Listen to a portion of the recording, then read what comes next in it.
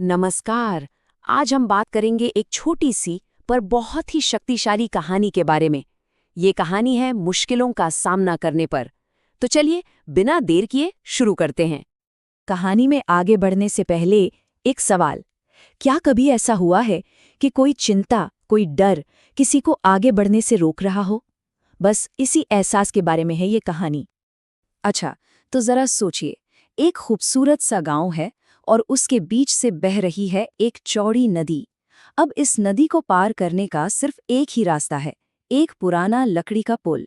यही पुल हमारी कहानी का सेंटर पॉइंट है और आप कह सकते हैं कि ये जिंदगी की मुश्किलों का एक सिंबल भी है। अब होता ये है कि इसी पुल पर दो मछुआरे आते हैं।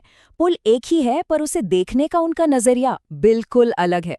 और बस यहीं से कहानी में असली मजा शुरू होता है। तो मिलिए रमेश और सुरेश से। तो यहाँ पर देखिए, एक ही चैलेंज के लिए दो एकदम अलग माइंडसेट हैं। एक तरफ है रमेश, जिसका पूरा ध्यान डर पर है, नदी कितनी गहरी है, कहीं गिर ना जाऊं, ऐसी चीजें जो उसके कंट्रोल में हैं ही नहीं। और दूसरी तरफ है सुरेश, जो सिर्फ और सिर्फ अपने अगले कदम के बारे में सोच रहा है। और बस इसी फर्क से नतीजा पूरी तरह बदल जाता है। तो ये चल रहा है रमेश के दिमाग में। उसका मन ना बस भविष्य के डरों से भरा हुआ है। क्या होगा अगर पैर फिसल गया? क्या होगा अगर नदी मुझे बहा ले गई? ये जो व्हाट इफ वाले सवाल है ना, ये उसे 1 इंच भी आगे बढ़ने नहीं दे रहे हैं। उसे वहीं पर एकदम लाचार बना देते हैं। और अब आते हैं सुरेश पर। उसके मन में क्या चल रहा है? रमेश के डर से एकदम उलट। सुरेश का पूरा फोकस, 100% फोकस सिर्फ अभी पर है, प्रेजेंट मोमेंट पर। वो ये नहीं सोच रहा कि नदी कितनी गहरी है या पुल कितना पुराना है। नहीं, उसका ध्यान बस उस लकड़ी के तख्ते पर है जहां उसे अपना अगला कदम रखना है। तो सवाल ये उठता है कि आखिर सुरेश इतना शांत, इतना फोकस्ड कैसे है? कहानी का अगला हिस्सा हमें इसी कंट्रोल के सीक्रेट के बारे में बताने वाला है। एक दिन ना, रमेश से रहा नहीं गया। उसने सुरेश से वही सवाल पूछ लिया जो शायद हम सबके मन में भी आ रहा है। सवाल बहुत सीधा सा है, पर इसका जवाब उसी में इस पूरी कहानी का सबसे बड़ा सबक छुपा है। और सुरेश का जवाब सब कुछ क्लियर कर देता है। वो कहता है, डर तब लगता है जब हम उन चीज़ों पर ध्यान देते हैं जो हमारे कंट्रोल में हैं ही नहीं, जैसे नदी की गहराई या पुल का भविष्य। मतलब डर का असली सोर्स बाहर का खतरा नहीं, बल्कि हमारा अपना फोकस है। तो असली कंट्रोल का मतलब क्या हुआ? पुल को या नदी को कंट्रोल करना? नहीं नहीं। असली कंट्रोल का मतलब है अपने ध्यान को, अपनी सोच को और अपने अगले कदम को कंट्रोल करना। क्योंकि सच तो यही है कि बस यही एक चीज है जो असल में हमारे हाथ में है। सुरेश की ये बात ना रमेश के दिल और दिमाग पर छा जाती है। और अब कहानी में आता है एक टर्निंग पॉइंट। रमेश फैसला करता है कि वो इस नई सोच को, इस नई समझ को आजमा कर देखेगा।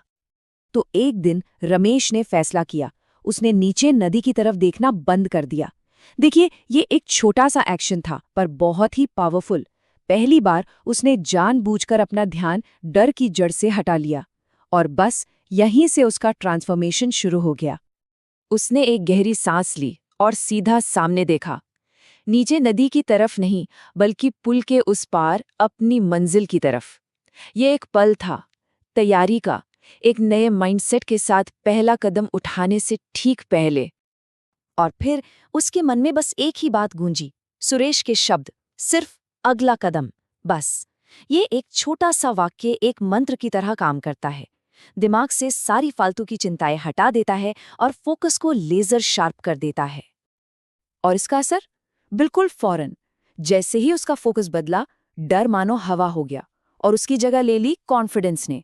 अब उसका दिमाग एकदम क्लियर था, फोकस था, और उसका पैर भी आत्मविश्वास के साथ आगे बढ़ा। और बस रमेश ने आसानी से वो पुल पार कर लिया, बिना किसी डर के। असल में उसने सिर्फ लकड़ी का पुल ही पार नहीं किया, बल्कि अपने अंदर के डर के पुल को भी पार कर लिया था। जो चीज उसे कभी नामुमकिन लगती थी, वही अब उसकी आजादी का रास्ता बन गई थी। तो ये कहानी सिर्फ रमेश और सुरेश की नहीं है। ये कहानी असल में हम सब की है। वो पुल हमारी जिंदगी की कोई भी मुश्किल, कोई भी चैलेंज हो सकता है। तो चलिए देखते हैं कि इस कहानी से हम अपने लिए क्या सीख सकते हैं। जिंदगी का हर लक्ष्य, हर गोल उस पुल को पार करने जैसा ही है। सबक यह है कि पुल कितना मजबूत है इस पर भरोसा करने के बजाय हमें अपने अगले कदम की मजबूती पर भरोसा करना चाहिए, अपने फैसले की ताकत पर।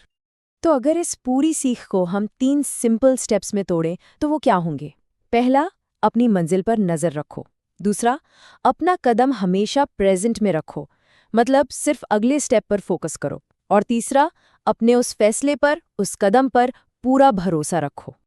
तो अब ये सवाल अपने आप से पूछने का है, हमारी जिंदगी का वो पुल क्या है जिसे हम पार करना चाहते हैं, और उससे पार करने के लिए हमारा अगला मजबूत कदम क्या होने वाला है।